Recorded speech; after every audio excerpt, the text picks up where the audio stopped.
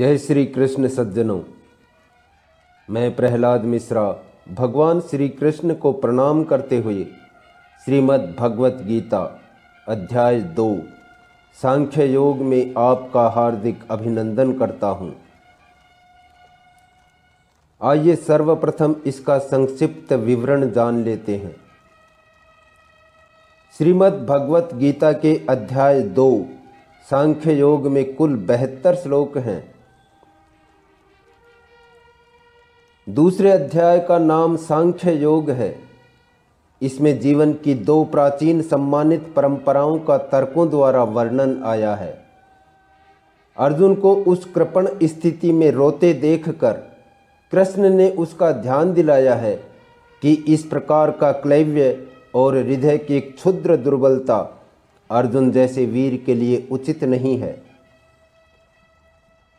कृष्ण ने अर्जुन की अब तक दी हुई सब युक्तियों को प्रज्ञावाद का झूठा रूप कहा है।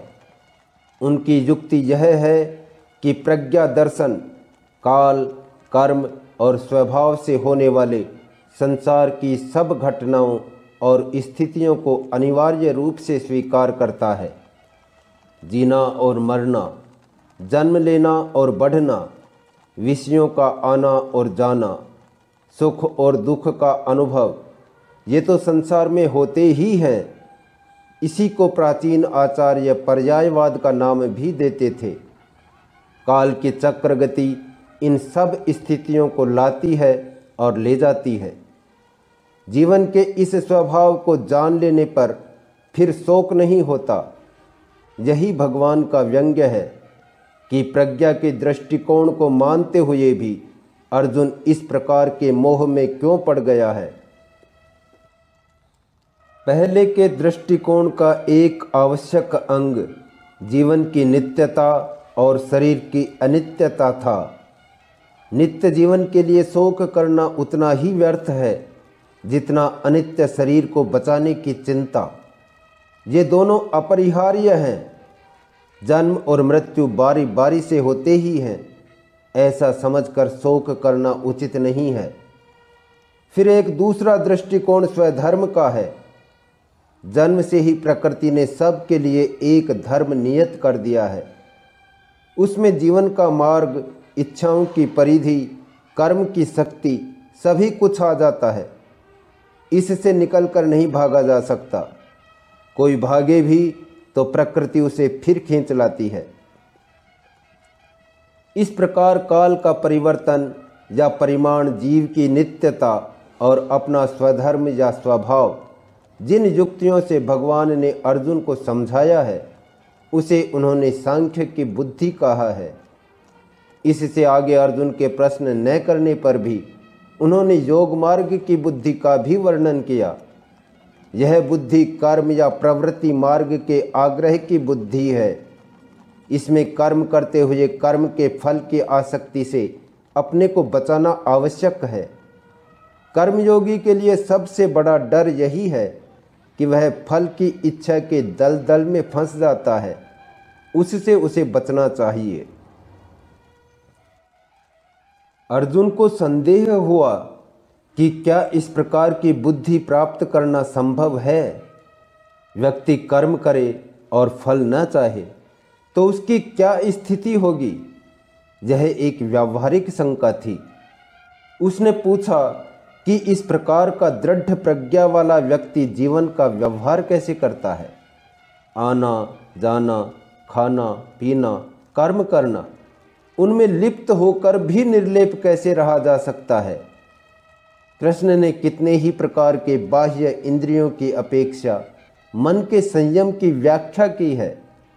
काम, क्रोध, भय, राग, द्वेष के द्वारा मन का सौम्य भाव बिगड़ जाता है और इंद्रियां वश में नहीं रहती। इंद्रिय जय ही सबसे बड़ी आत्मजय है। बाहर से कोई विषयों को छोड़ भी दे तो भी भीतर का मन नहीं मानता। विषयों का स्वाद जब मन से जाता है तब मन प्रफुल्लित, शांत और सुखी होता है। समुद्र में नदियां आकर मिलती हैं पर वह अपनी मर्यादा नहीं छोड़ता।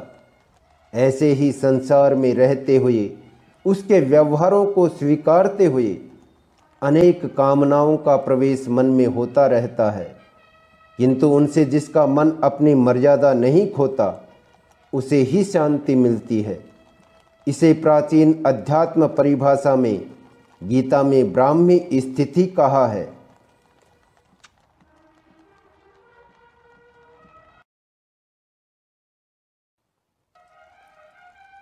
अथ द्वितीयोऽध्याय है। इस अध्याय के प्रारंभ में श्लोक 1 से 10 में अर्जुन की कायरता के विषय में श्री कृष्ण अर्जुन संवाद है।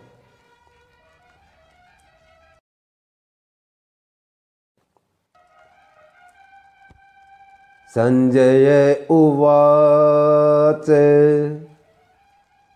तं तथा कृपयाविष्टम् अश्रुपूर्णाकुलेक्षणं विषीदन्तमिदं वाक्यम् उवाच मधुसूदनः।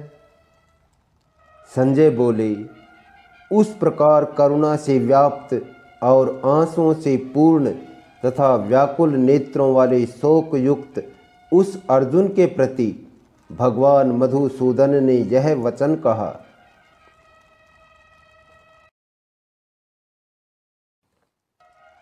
श्री भगवानुवाच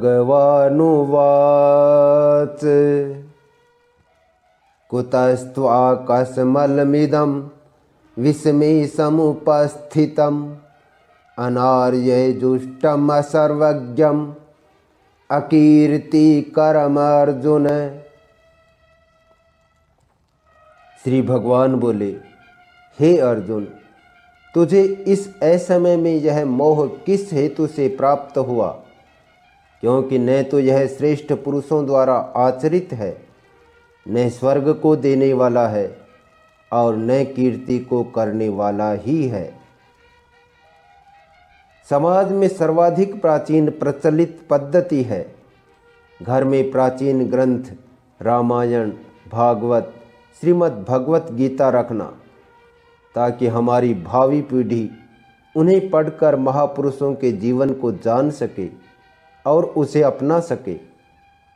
मुझे अच्छी तरह याद है, बचपन में जब हम बड़े हो रहे थे तब से हम देखते आ रहे हैं, घर के बाहर बैठक की 3 अलमारियां धार्मिक ग्रंथों से ठसाठस भरी हुई थी। उसके अतिरिक्त भरांड पर, जिसे कुछ जगह टांड भी कहते हैं, उस पर भी काफ़ी ग्रंथ मिले थे। उनमें से काफ़ी तो उनकी भाषा क्लिष्ट होने के कारण हमारी समझ में भी नहीं आते थे, परंतु पूर्वजों का प्रयास अवश्य वंदनीय था। इसलिए भगवान श्री कृष्ण कह रहे हैं कि इस असमय में जो आचरण अर्जुन कर रहा है वैसा किसी महापुरुष ने पहले नहीं किया है। न इसके फल स्वरूप स्वर्ग की प्राप्ति होगी तथा न इससे कीर्ति ही प्राप्त होगी, इसलिए उसे भी ऐसा आचरण नहीं करना चाहिए।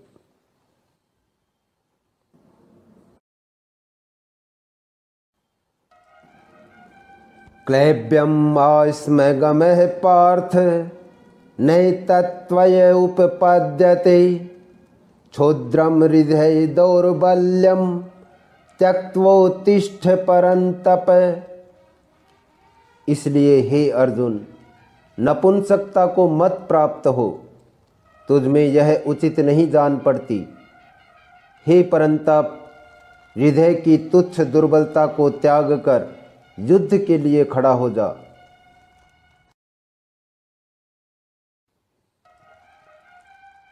अर्जुन उवाच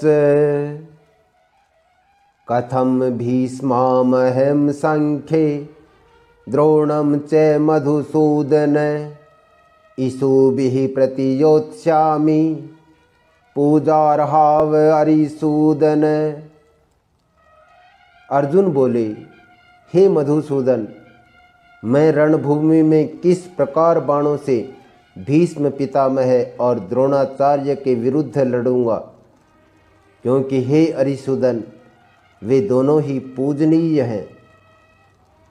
अर्जुन की मनोदशा को हम सब अनुभव कर सकते हैं। जिसका जीवन उन महापुरुषों के सानिध्य में शिक्षा ग्रहण करते हुए, दुलार प्राप्त करते हुए और जीवन का हर पाठ पढ़ते हुए बीता हो, वह उन्हीं के विरुद्ध कैसे हथियार उठाए।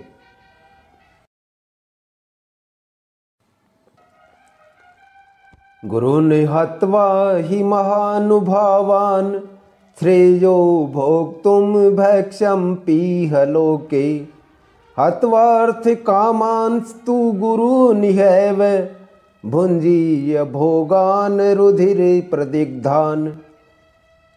इसलिए इन महानुभाव गुरुजनों को न मारकर मैं इस लोक में भिक्षा का अन्न भी खाना कल्याणकारक समझता हूँ, क्योंकि गुरुजनों को मारकर भी इस लोक में रुधिर से सने हुए अर्थ और कामरूप भोगों को ही तो भोगूंगा।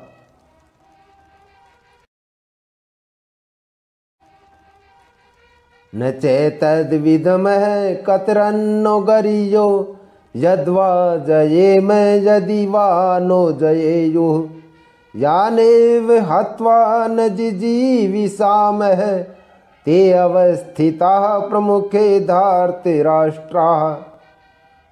हम यह भी नहीं जानते कि हमारे लिए युद्ध करना और न करना इन दोनों में से कौन सा श्रेष्ठ है, अथवा यह भी नहीं जानते कि उन्हें हम जीतेंगे या हमको वे जीतेंगे। और जिनको मारकर हम जीना भी नहीं चाहते, वे ही हमारे आत्मीय धृतराष्ट्र के पुत्र हमारे मुकाबले में खड़े हैं।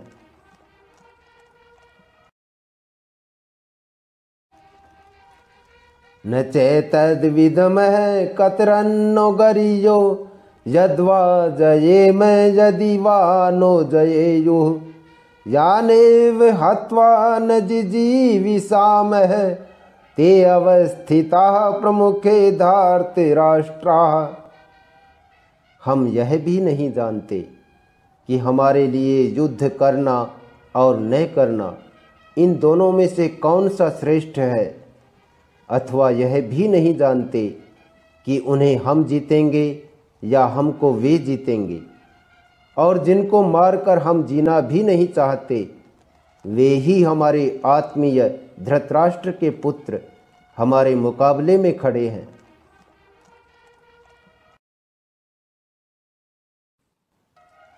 कार्पण्य दोषोपहत स्वभावः पृच्छामि त्वां धर्म सम्मूढ़ चेताः यच्छ्रेयः स्यान्निश्चितं ब्रूहि तन्मे शिष्यस्तेऽहं साधि मां त्वां प्रपन्नम्। इसलिए कायरता रूप दोष से उपहत हुए स्वभाव वाला तथा धर्म के विषय में मोहित चित्त हुआ मैं आपसे पूछता हूँ कि जो साधन निश्चित कल्याणकारक हो वह मेरे लिए कहिए, क्योंकि मैं आपका शिष्य हूँ। इसलिए आपके शरण हुए मुझको शिक्षा दीजिए।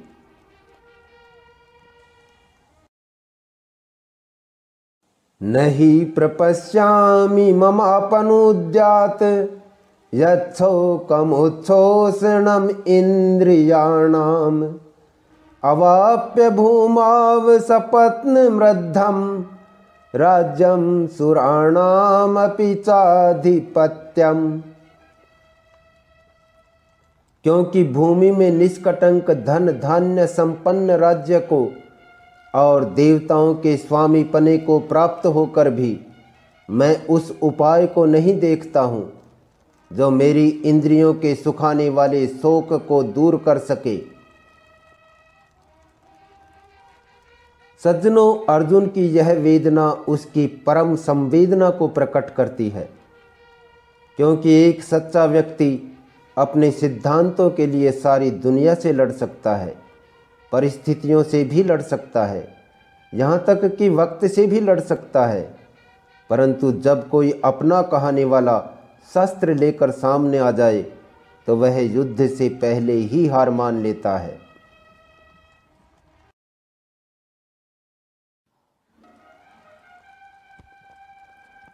और उधर संजय धृतराष्ट्र को आंखों देखा हाल सुना रहा है। संजय उवाच एवमुक्त्वा ऋषिकेशं गुडाकेशः परन्तप नैयोत्स्य इति गोविन्दम् उक्त्वा तूष्णीं बभूवः। संजय बोले, हे राजन, निद्रा को जीतने वाले अर्जुन अंतर्यामी श्री कृष्ण महाराज के प्रति इस प्रकार कहकर फिर श्री गोविंद भगवान से युद्ध नहीं करूँगा, यह स्पष्ट कहकर चुप हो गए।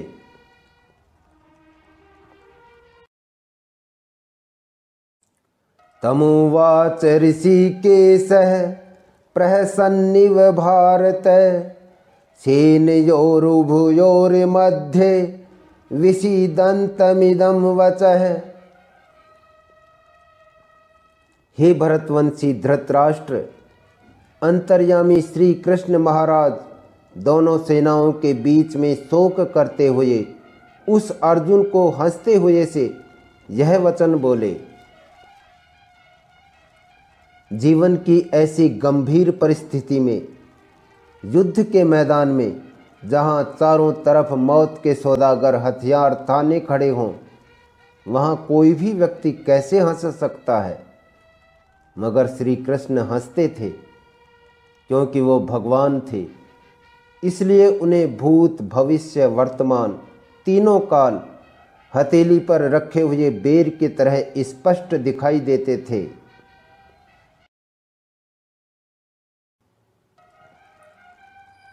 आगे श्लोक 11 से 30 में सांख्य योग का विषय है। सज्जनों, यहाँ से गीता शास्त्र का अवतरण होता है।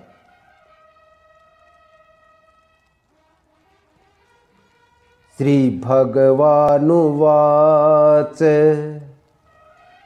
अशोच्यानन्वशोचस्त्वं प्रज्ञावादांश्च भाषसे गतासूंश्च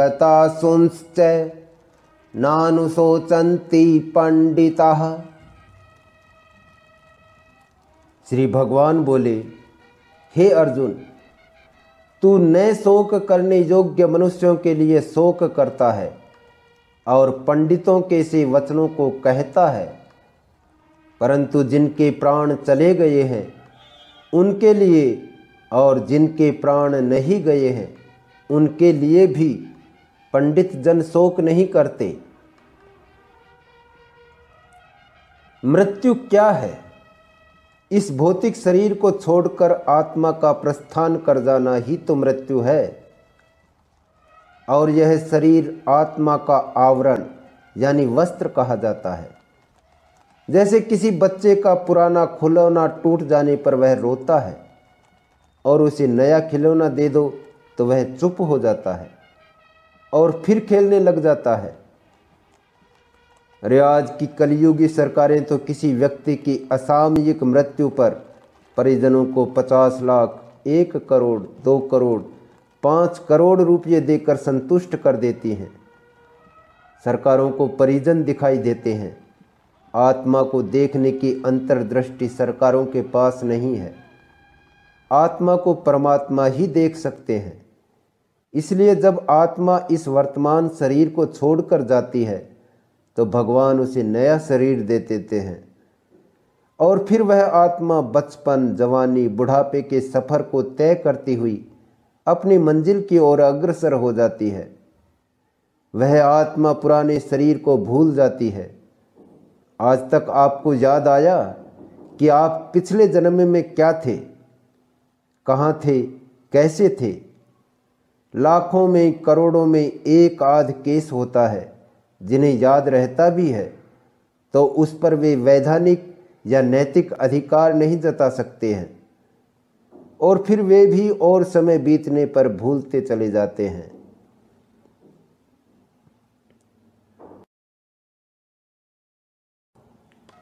न त्वेवाहं जातु नासं न त्वं नेमे जनाधिपः न चैव न भविष्यामः सर्वे वयमतः परम। न तो ऐसा ही है कि मैं किसी काल में नहीं था, तू नहीं था, अथवा ये राजा लोग नहीं थे, और न ऐसा ही है कि इससे आगे हम सब नहीं रहेंगे। देहिनोऽस्मिन् यथा देहे कौमारं यौवनं जरा तथा देहांतर प्राप्ति धीरस्तत्र न मुह्यति। जैसे जीवात्मा की इस देह में बालकपन, जवानी और वृद्धावस्था होती है, वैसे ही अन्य शरीर की प्राप्ति होती है। उस विषय में धीर पुरुष मोहित नहीं होता।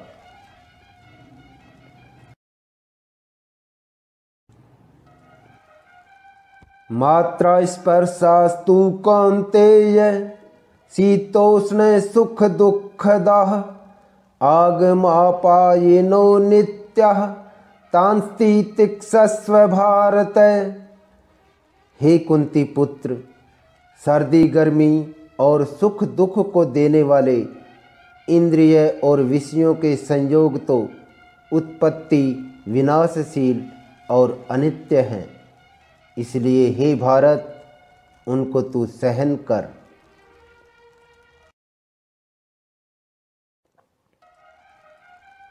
यम ही न व्यथयन्त्येते पुरुषम पुरुषर्षभ सम दुख सुखम धीरम सोमृतत्वाय कल्पते।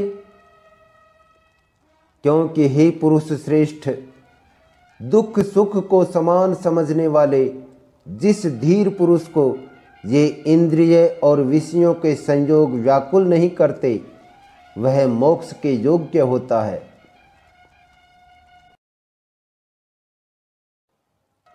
नासतो विद्यते भावो ना भावो विद्यते सतः उभयोरपि दृष्टोऽन्तः त्वन्योस्तत्त्वदर्शिभिः।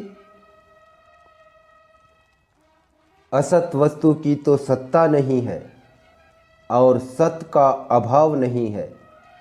इस प्रकार इन दोनों का ही तत्वज्ञानी पुरुषों द्वारा देखा गया है।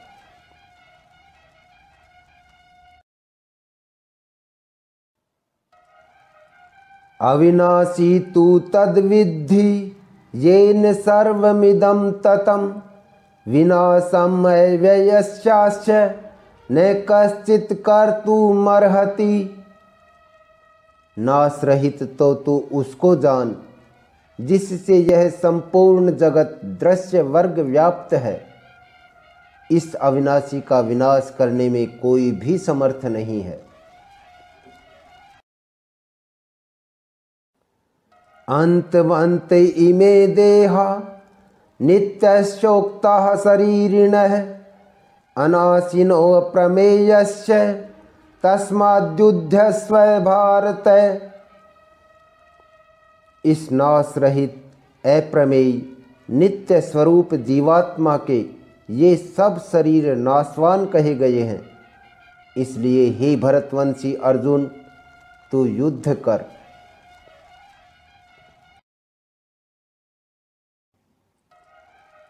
येनम वेत्ति हंतारम यश्चैनम मन्यते हतम उभौ तौ न विजानीतो नायम हन्ति न हन्यते।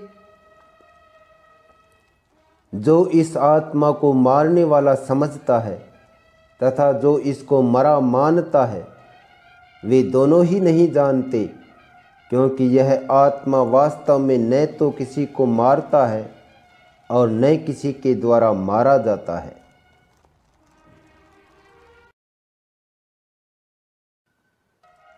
न जायते म्रियते वा कदाचिन् नायं भूत्वा भविता वा न भूयः अजो नित्यः शाश्वतोऽयं पुराणो न हन्यते हन्यमाने शरीरे। यह आत्मा किसी काल में भी न तो जन्मता है और न मरता ही है, तथा न यह उत्पन्न होकर फिर होने वाला ही है, क्योंकि यह अजन्मा, नित्य, सनातन और पुरातन है। शरीर के मारे जाने पर भी यह नहीं मारा जाता।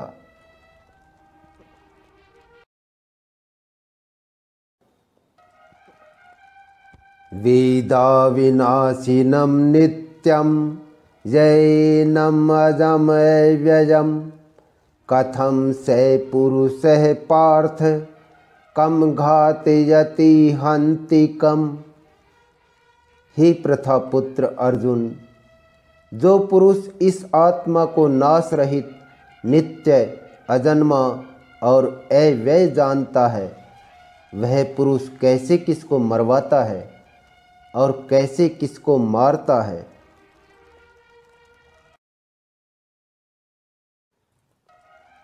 वासांसि जीर्णानि यथा विहाय नवानि गृह्णाति नरोपराणि तथा शरीराणि विहाय जीर्णान्य अन्यानि संयाति नवानि देहि। जैसे मनुष्य पुराने वस्त्रों को त्याग कर दूसरे नए वस्त्रों को ग्रहण करता है, वैसे ही जीवात्मा पुराने शरीरों को त्याग कर दूसरे नए शरीरों को प्राप्त होता है।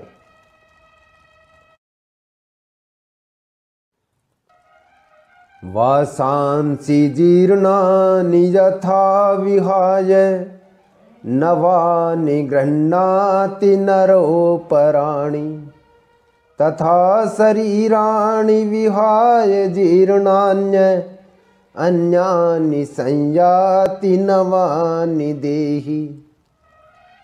जैसे मनुष्य पुराने वस्त्रों को त्याग कर दूसरे नए वस्त्रों को ग्रहण करता है, वैसे ही जीवात्मा पुराने शरीरों को त्याग कर दूसरे नए शरीरों को प्राप्त होता है।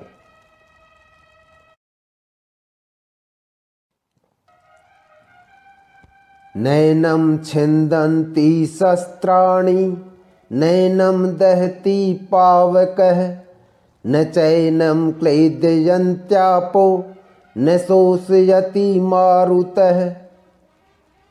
इस आत्मा को शस्त्र नहीं काट सकते, इसको आग नहीं जला सकती, इसको जल नहीं गला सकता और वायु नहीं सुखा सकता।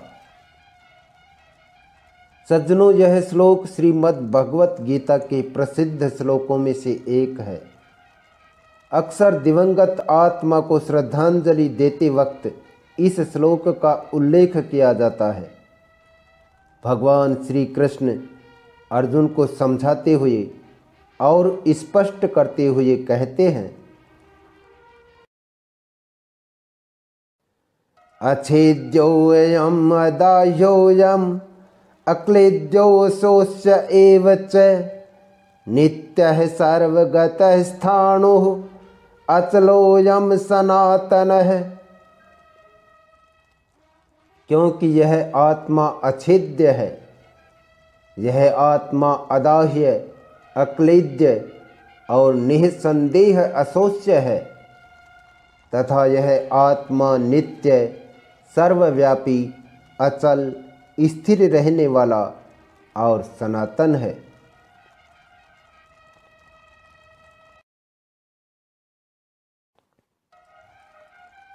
अव्यक्तोऽयम् अचिन्त्योऽयम् अविकार्योऽयम् उच्यते तस्मादेवं विदित्वैनं नानुशोचितुमर्हसि। यह आत्मा अव्यक्त है, यह आत्मा अचिंत्य है और यह आत्मा विकार रहित कहा जाता है। इससे हे अर्जुन, इस आत्मा को उपर्युक्त प्रकार से जानकर तू शोक करने के योग्य नहीं है, अर्थात तुझे शोक करना उचित नहीं है। आत्मा को अव्यक्त कहने का अर्थ है कि उसका चित्र बनाकर किसी को नहीं समझाया जा सकता है। अचिंत्य कहने का तात्पर्य है उसकी मन में कल्पना भी नहीं की जा सकती, क्योंकि कल्पना भी किसी देखी हुई या सुनी हुई वस्तु की ही की जा सकती है। और विकार रहित कहने का मतलब है कि ये काम, क्रोध, लोभ आदि विकारों की गति इंद्रियों और मन, बुद्धि तक ही है। आत्मा तक ये विकार नहीं पहुंच सकते हैं।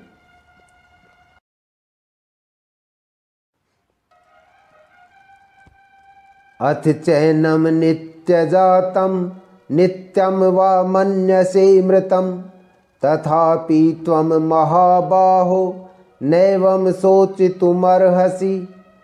जातस्तैहि ध्रुवो मृत्युः ध्रुवं जन्म मृतस्य च तस्माद् परिहार्येऽर्थे न त्वं शोचितुमर्हसि। किंतु यदि तू इस आत्मा को सदा जन्मने वाला तथा सदा मरने वाला मानता हो तो भी हे महाबाहो, तू इस प्रकार शोक करने योग्य नहीं है, क्योंकि इस मान्यता के अनुसार जन्मे हुए की मृत्यु निश्चित है और मरे हुए का जन्म निश्चित है। इससे भी इस बिना उपाय वाले विषय में तू शोक करने योग्य नहीं है।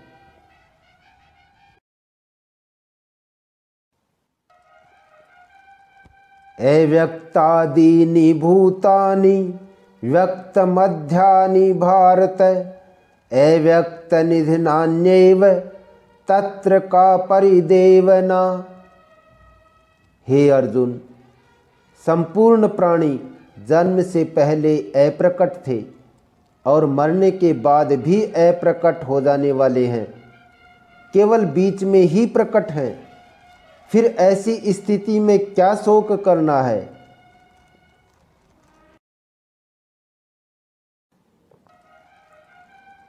आश्चर्यवत् पश्यति कश्चिदेनम् आश्चर्यवद् वदति तथैव चान्यः आश्चर्यवच्चैनमन्यः शृणोति श्रुत्वाप्येनं वेद न चैव कश्चित्।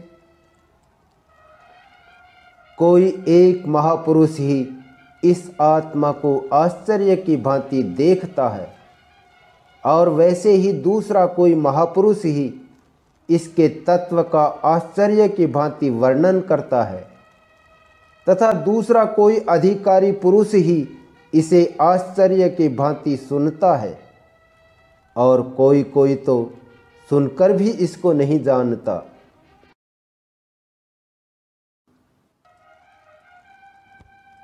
देहि नित्यमवध्योऽयं देहे सर्वस्य भारत तस्मात् सर्वाणि भूतानि न त्वं शोचितुमर्हसि।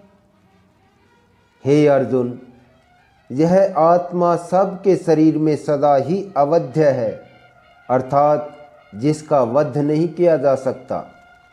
इस कारण संपूर्ण प्राणियों के लिए तू शोक करने योग्य नहीं है।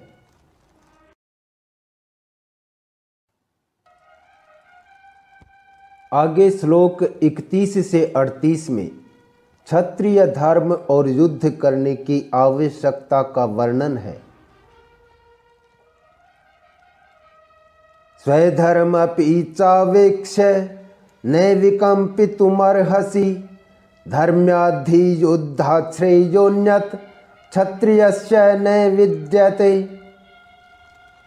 तथा अपने धर्म को देख कर भी तू भय करने योग्य नहीं है, अर्थात तुझे भय नहीं करना चाहिए, क्योंकि क्षत्रिय के लिए धर्म युक्त युद्ध से बढ़कर दूसरा कोई कल्याणकारी कर्तव्य नहीं है।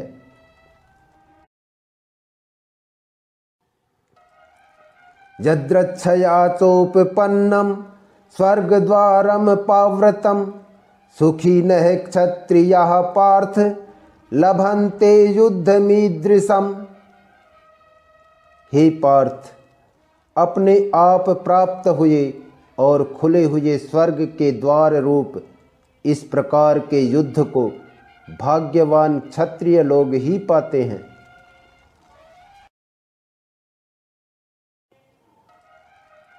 अथ चेत्त्वमिमं धर्म्यं संग्रामं न करिष्यसि ततः स्वधर्मं कीर्तिं च हित्वा पापं वाप्स्यसि। किंतु यदि तू इस धर्म युक्त युद्ध को नहीं करेगा तो स्वधर्म और कीर्ति को खोकर पाप को प्राप्त होगा।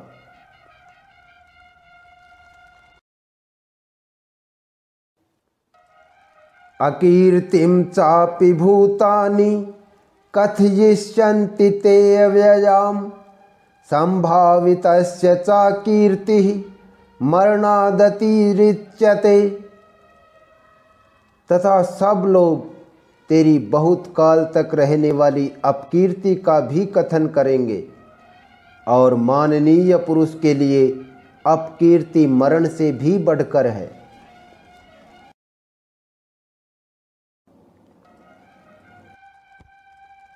भयाद्रणादुपर्तं मन्स्यन्ते त्वां महारथः येषां च त्वं बहुमतो भूत्वा यास्यसि लाघवम्। और जिनकी दृष्टि में तू पहले बहुत सम्मानित होकर अब लघुता को प्राप्त होगा, वे महारथी लोग तुझे भय के कारण युद्ध से हटा हुआ मानेंगे।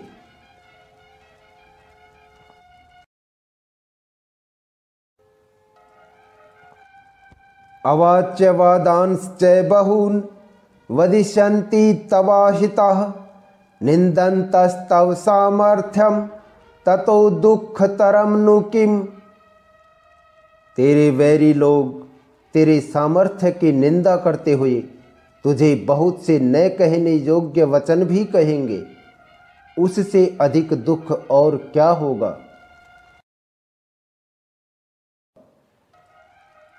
हतो वा प्राप्स्यसि स्वर्गं जित्वा वा भोक्ष्यसे महीम् तस्मादुत्तिष्ठ कौन्तेय युद्धाय कृतनिश्चयः। या तो तू युद्ध में मारा जाकर स्वर्ग को प्राप्त होगा अथवा संग्राम में जीतकर पृथ्वी का राज्य भोगेगा। इस कारण हे अर्जुन, तू युद्ध के लिए निश्चय करके खड़ा हो जा।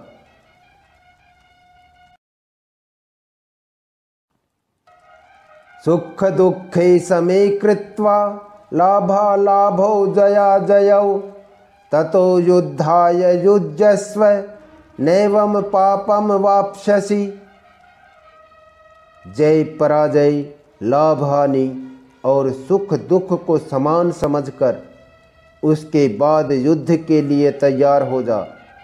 इस प्रकार युद्ध करने से तू पाप को नहीं प्राप्त होगा।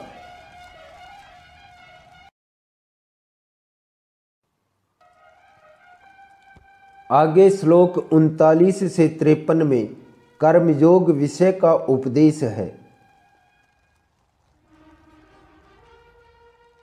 ऐसा ते अभिहिता सांख्ये बुद्धिर्योगे त्विमाम शृणु बुद्ध्या युक्तो यया पार्थ कर्म बंधम प्रहास्यसि। हे पार्थ, यह बुद्धि तेरे लिए ज्ञान योग के विषय में कही गई और अब तू इसको कर्म योग के विषय में सुन। जिस बुद्धि से युक्त हुआ तू कर्मों के बंधन को भली भांति त्याग देगा अर्थात सर्वथा नष्ट कर डालेगा।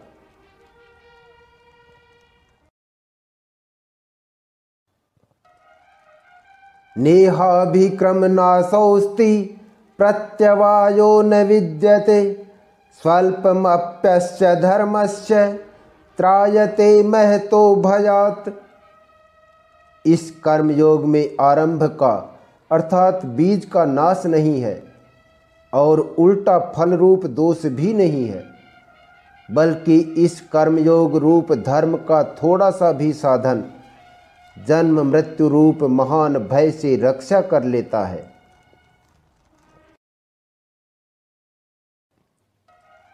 व्यवसायात्मिका बुद्धि एके है कुरुनंदन, बहुशाखा ह्यनंताश्च बुद्ध्यो व्यवसायिनाम। हे अर्जुन, इस कर्म योग में निश्चयात्मिका बुद्धि एक ही होती है, किंतु अस्थिर विचार वाले विवेकहीन सकाम मनुष्यों की बुद्धियां निश्चय ही बहुत भेदों वाली और अनंत होती हैं।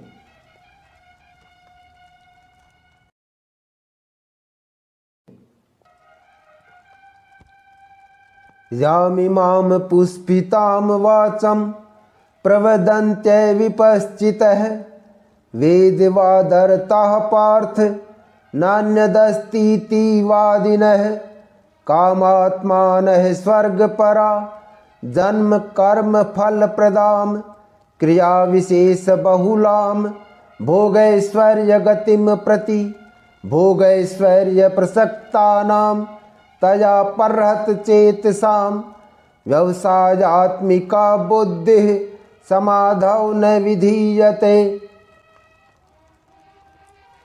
हे अर्जुन, जो भोगों में तन्मय हो रहे हैं, जो कर्म फल के प्रशंसक वेद वाक्यों में ही प्रीति रखते हैं, जिनकी बुद्धि में स्वर्ग ही परम प्राप्य वस्तु है और जो स्वर्ग से बढ़कर दूसरी कोई वस्तु ही नहीं है, ऐसा कहने वाले हैं, वे अविवेकी जन इस प्रकार की जिस पुष्पित अर्थात दिखाऊ शोभायुक्त वाणी को कहा करते हैं, जो कि जन्म रूप कर्म फल देने वाली एवं भोग तथा ऐश्वर्य की प्राप्ति के लिए नाना प्रकार की बहुत सी क्रियाओं का वर्णन करने वाली है, उस वाणी द्वारा जिनका चित्त हर लिया गया है, जो भोग और ऐश्वर्य में अत्यंत आसक्त हैं, उन पुरुषों की परमात्मा में निश्चयात्मिका बुद्धि नहीं होती।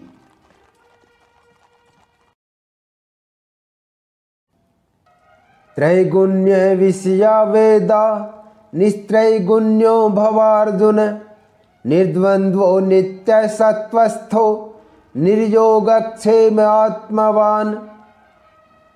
हे अर्जुन, वेद उपर्युक्त प्रकार से तीनों गुणों के कार्य रूप समस्त भोगों एवं उनके साधनों का प्रतिपादन करने वाले हैं, इसलिए तू उन भोगों एवं उनके साधनों में आसक्तिहीन, हर्ष शोक आदि द्वंद्वों से रहित, नित्य वस्तु परमात्मा में स्थित, योगक्षेम को न चाहने वाला और स्वाधीन अंतःकरण वाला हो। योगक्षेम अर्थात अप्राप्त की प्राप्ति का नाम योग है और प्राप्त वस्तु की रक्षा का नाम क्षेम है।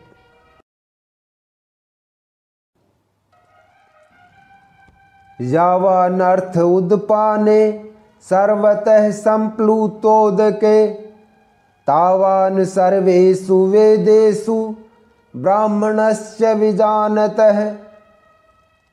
सब ओर से परिपूर्ण जलाशय के प्राप्त हो जाने पर छोटे जलाशय में मनुष्य का जितना प्रयोजन रहता है, ब्रह्म को तत्व से जानने वाले ब्राह्मण का समस्त वेदों में उतना ही प्रयोजन रह जाता है।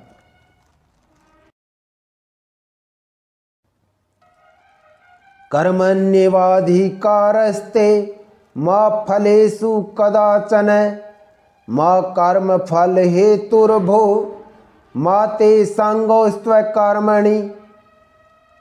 यह श्लोक भी श्रीमद् भगवत गीता के प्रसिद्ध श्लोकों में से एक है। इसका तात्पर्य है, तेरा कर्म करने में ही अधिकार है, उसके फलों में कभी नहीं। इसलिए तू कर्मों के फल का हेतु मत हो तथा तेरी कर्म न करने में भी आसक्ति न हो।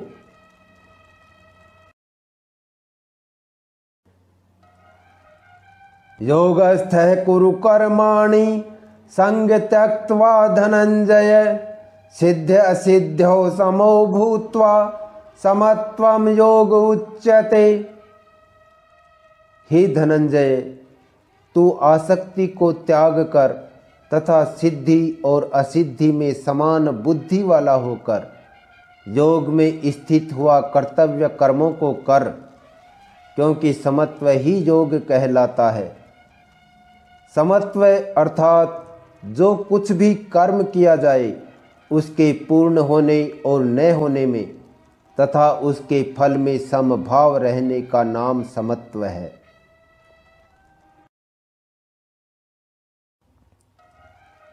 दूरेण ह्यवरम कर्म बुद्धि योगा धनंजय बुद्धौ शरणमन्विच्छ कृपणः फल हेतवः। इस समत्व रूप बुद्धि योग से सकाम कर्म अत्यंत ही निम्न श्रेणी का है। इसलिए हे धनंजय, तू समबुद्धि में ही रक्षा का उपाय ढूंढ, अर्थात बुद्धि योग का ही आश्रय ग्रहण कर, क्योंकि फल के हेतु बनने वाले अत्यंत दीन हैं।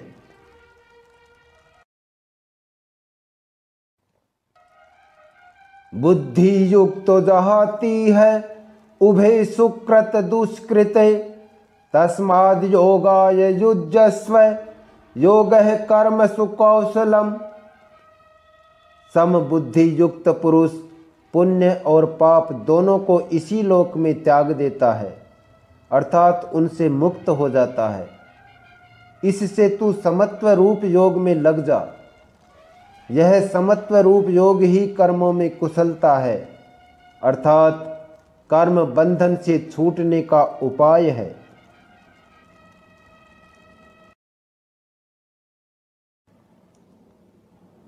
कर्मजम बुद्धि युक्ता ही फलम त्यक्त्वा मनीषिणः जन्म बंध विनिर्मुक्तः पदम गच्छन्ते नाम यम।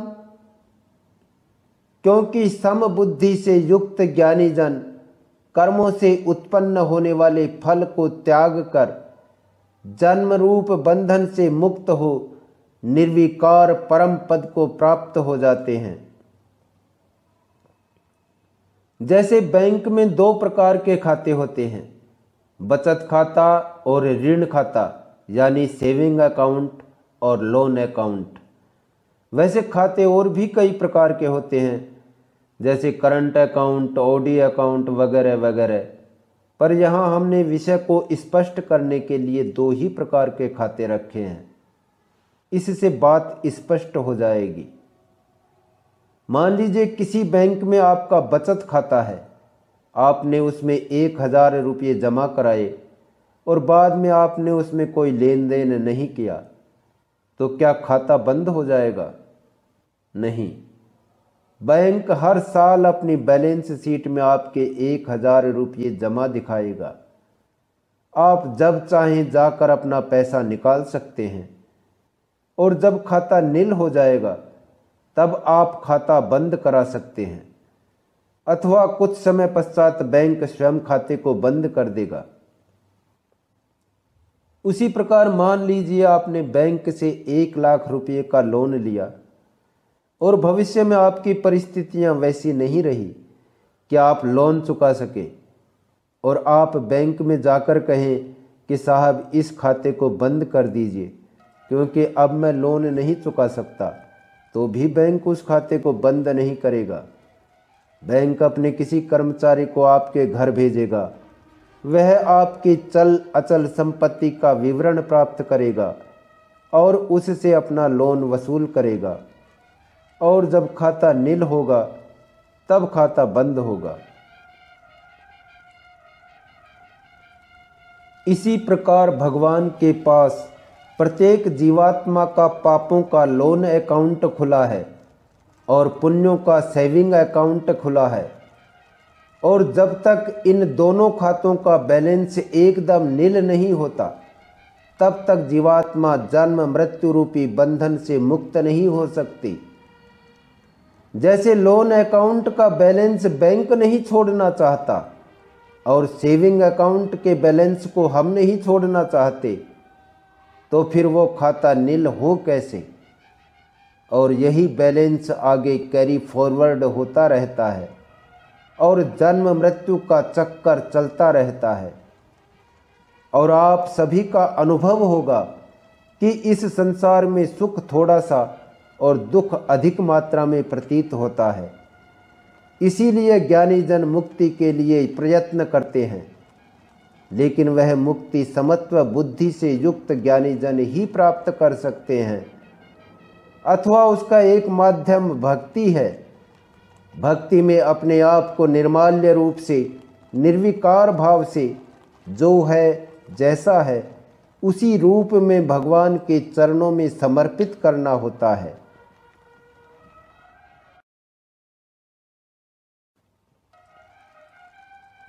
यदा ते मोह कलिलं बुद्धिर्व्यतितरिष्यति तदा गन्तासि निर्वेदं श्रोतव्यस्य सुरतस्य च।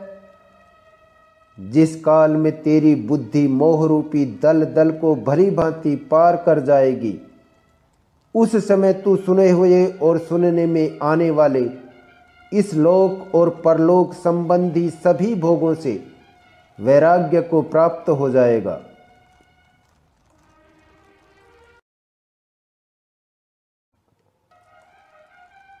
श्रुति विप्रतिपन्ना ते यदा स्थास्यति निश्चला समाधावचला बुद्धि तदा योगम वाप्स्यसि। भांति भांति के वचनों को सुनने से विचलित हुई तेरी बुद्धि जब परमात्मा में अचल और स्थिर ठहर जाएगी, तब तू योग को प्राप्त हो जाएगा, अर्थात तेरा परमात्मा से नित्य संयोग हो जाएगा।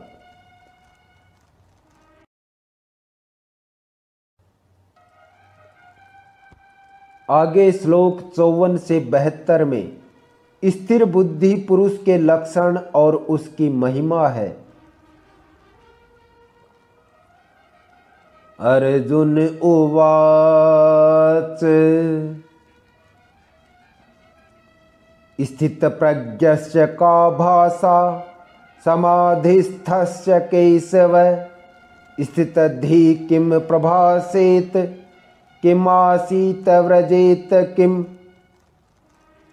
अर्जुन बोले, हे केशव, समाधि में स्थित परमात्मा को प्राप्त हुए स्थिर बुद्धि पुरुष का क्या लक्षण है? वह स्थिर बुद्धि पुरुष कैसे बोलता है, कैसे बैठता है और कैसे चलता है?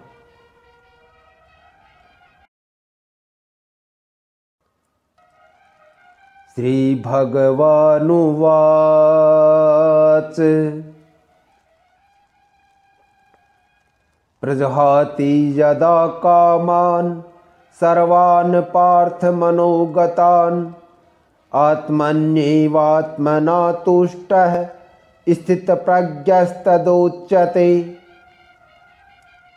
श्री भगवान बोले, हे अर्जुन, जिस काल में यह पुरुष मन में स्थित संपूर्ण कामनाओं को भली भांति त्याग देता है और आत्मा से आत्मा में ही संतुष्ट रहता है, उस काल में वह स्थित प्रज्ञ कहा जाता है।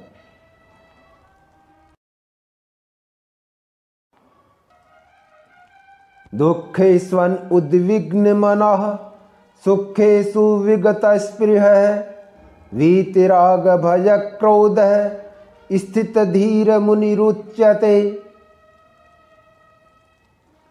दुखों की प्राप्ति होने पर जिसके मन में उद्वेग नहीं होता, सुखों की प्राप्ति में सर्वथा निःस्पृह है, तथा जिसके राग, भय और क्रोध नष्ट हो गए हैं, ऐसा मुनि स्थिर बुद्धि कहा जाता है।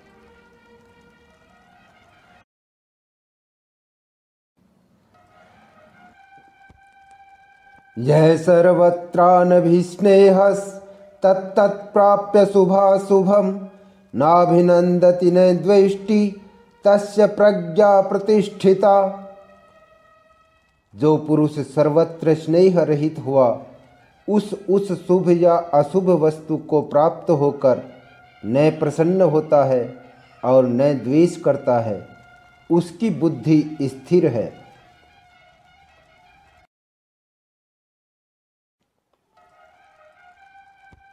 यदा संघर्ते चायं कूर्मोऽङ्गनीव सर्वशः इन्द्रियाणीन्द्रियार्थेभ्यः तस्य प्रज्ञा प्रतिष्ठिता। और कछुआ सब ओर से अपने अंगों को जैसे समेट लेता है, वैसे ही जब यह पुरुष इंद्रियों के विषयों से इंद्रियों को सब प्रकार से हटा लेता है, तब उसकी बुद्धि स्थिर है, ऐसा समझना चाहिए।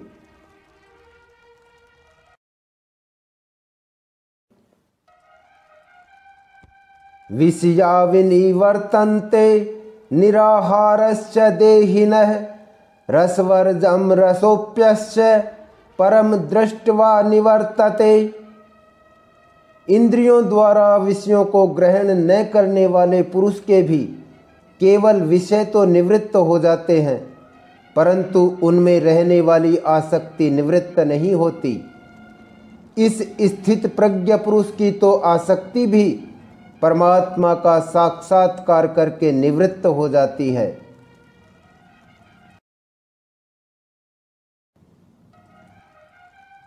यततो ह्यपि कौन्तेय पुरुषस्य विपश्चितः इंद्रियाणि प्रमाथीनि हरन्ति प्रसभम मनः। हे अर्जुन, आसक्ति का नाश न होने के कारण ये प्रमथन स्वभाव वाली इंद्रियां यत्न करते हुए बुद्धिमान पुरुष के मन को भी बलात् हर लेती हैं।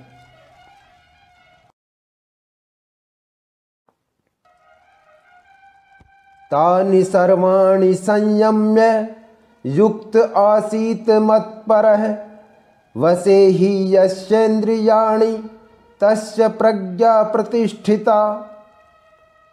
इसलिए साधक को चाहिए कि वह उन संपूर्ण इंद्रियों को वश में करके समाहित चित्त हुआ मेरे परायण होकर ध्यान में बैठे, क्योंकि जिस पुरुष की इंद्रियां वश में होती हैं उसी की बुद्धि स्थिर हो जाती है।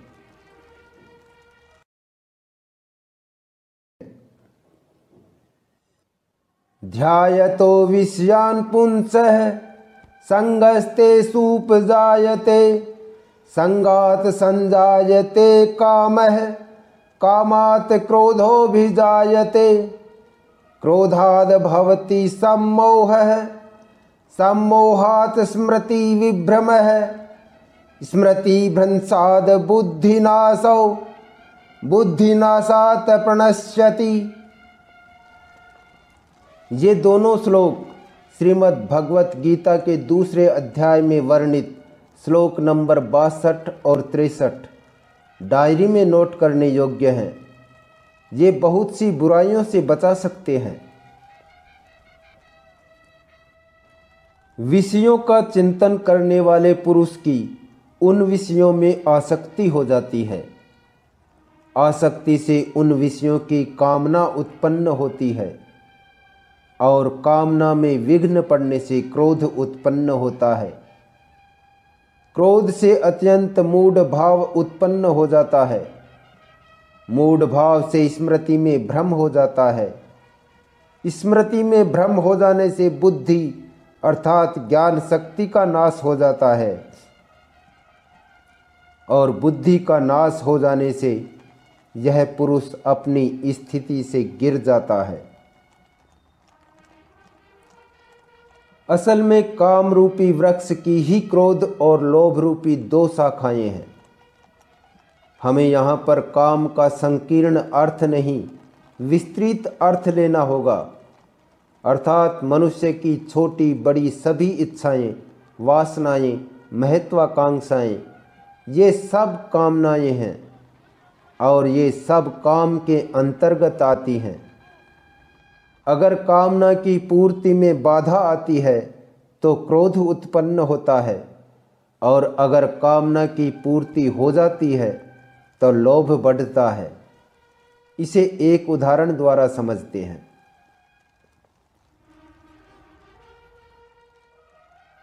कोई व्यक्ति व्यापार शुरू करता है।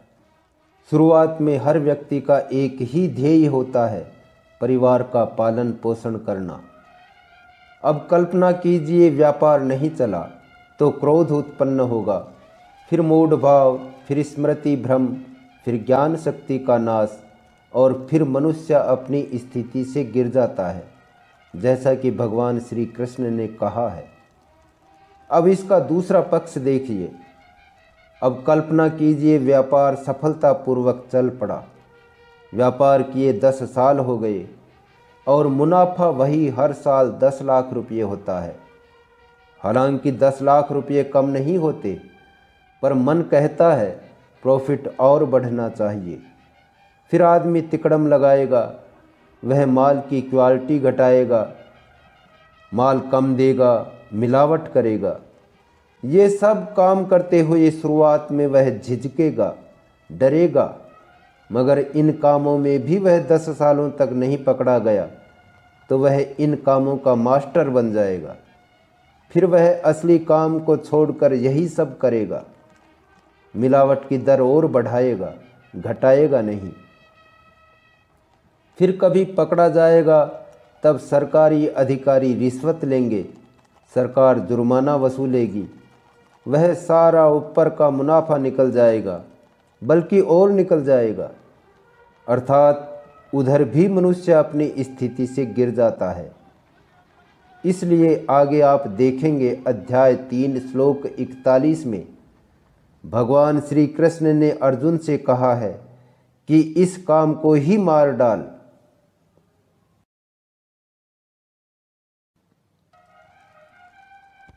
राग द्वेष वियुक्तैस्तु विषयानिन्द्रियैश्चरन् आत्मवश्यैर्विधेयात्मा प्रसादमधिगच्छति।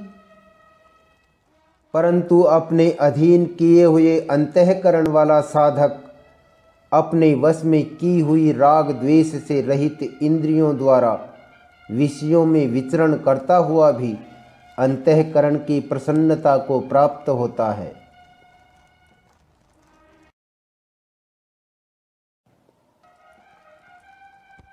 प्रसादे सर्वदुःखानां हानिरस्योपजायते प्रसन्नचेतसो ह्यासु बुद्धिः पर्यवतिष्ठते। अंतःकरण की प्रसन्नता होने पर इसके संपूर्ण दुखों का अभाव हो जाता है और उस प्रसन्न चित्त वाले कर्मयोगी की बुद्धि शीघ्र ही सब ओर से हटकर एक परमात्मा में ही भली भांति स्थिर हो जाती है।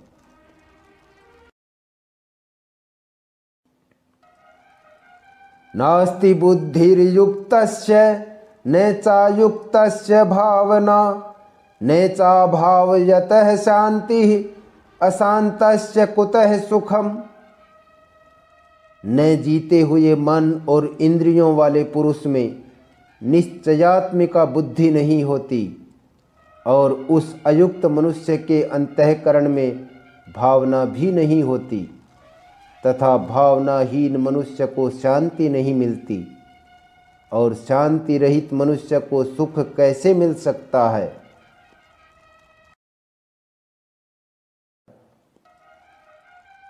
इंद्रियाणाम ही चरताम यन्मनोनुविधीयते तदस्य हरति प्रज्ञाम वायुर्नावमिवाम्भसि।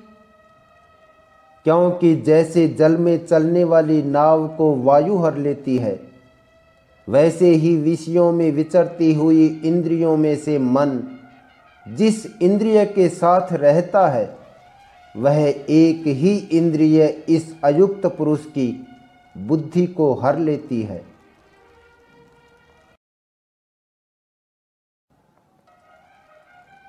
तस्माद्यस्य महाबाहो निगृहीतानि सर्वशः इंद्रियाणि इंद्रियार्थेभ्यः तस्य प्रज्ञा प्रतिष्ठिता।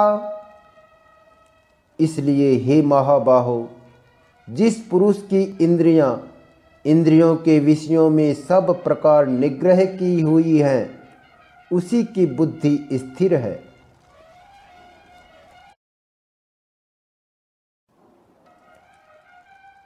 या निशा सर्वभूतानां तस्यां जागर्ति संयमी यस्यां जागृति भूतानि सा निशा पश्यतो मुनेः। संपूर्ण प्राणियों के लिए जो रात्रि के समान है, उसमें नित्य ज्ञान स्वरूप परमानंद की प्राप्ति में स्थित प्रज्ञ योगी जागता है, और जिस नाशवान सांसारिक सुख की प्राप्ति में सब प्राणी जागते हैं, परमात्मा के तत्व को जानने वाले मुनि के लिए वह रात्रि के समान है। आपूर्यमाणम अचल प्रतिष्ठम समुद्रमापः प्रविशन्ति यद्वत् तद्वत् कामायम प्रविशन्ति सर्वे स शान्तिमाप्नोति न काम कामी। जैसे नाना नदियों के जल सब ओर से परिपूर्ण अचल प्रतिष्ठा वाले समुद्र में उसको विचलित न करते हुए ही समा जाते हैं, वैसे ही सब भोग जिस स्थित प्रज्ञ पुरुष में किसी प्रकार का विकार उत्पन्न किए बिना ही समा जाते हैं, वही पुरुष परम शांति को प्राप्त होता है, भोगों को चाहने वाला नहीं।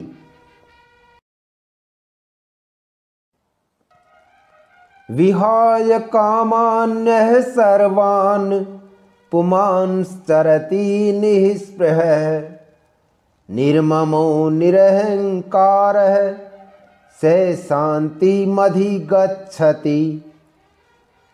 जो पुरुष संपूर्ण कामनाओं को त्याग कर ममता रहित, अहंकार रहित और स्पृहा रहित हुआ विचरता है, वही शांति को प्राप्त होता है, अर्थात वह शांति को प्राप्त ही है।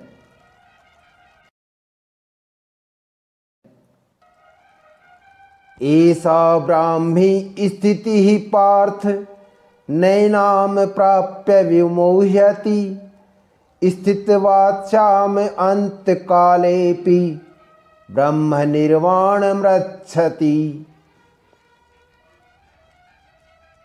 हे अर्जुन, यह ब्रह्म को प्राप्त हुए पुरुष की स्थिति है। इसको प्राप्त होकर योगी कभी मोहित नहीं होता और अंतकाल में भी इस ब्राह्मी स्थिति में स्थित होकर ब्रह्मानंद को प्राप्त हो जाता है।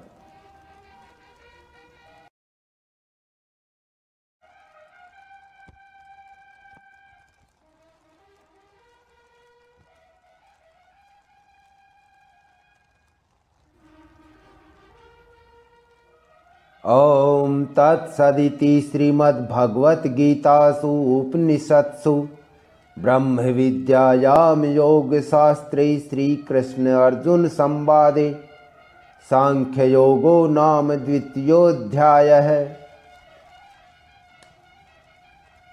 इस प्रकार उपनिषद, ब्रह्म विद्या तथा योग शास्त्र रूप श्रीमद्भगवद्गीता के श्री कृष्ण अर्जुन संवाद में सांख्य योग नाम का दूसरा अध्याय संपूर्ण हुआ।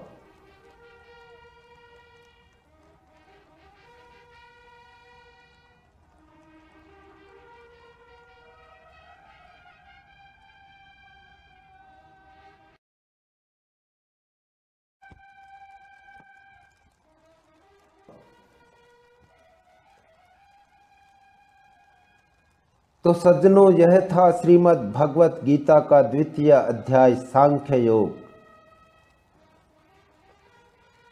अब मैं प्रहलाद मिश्रा आपसे विदा लेता हूँ।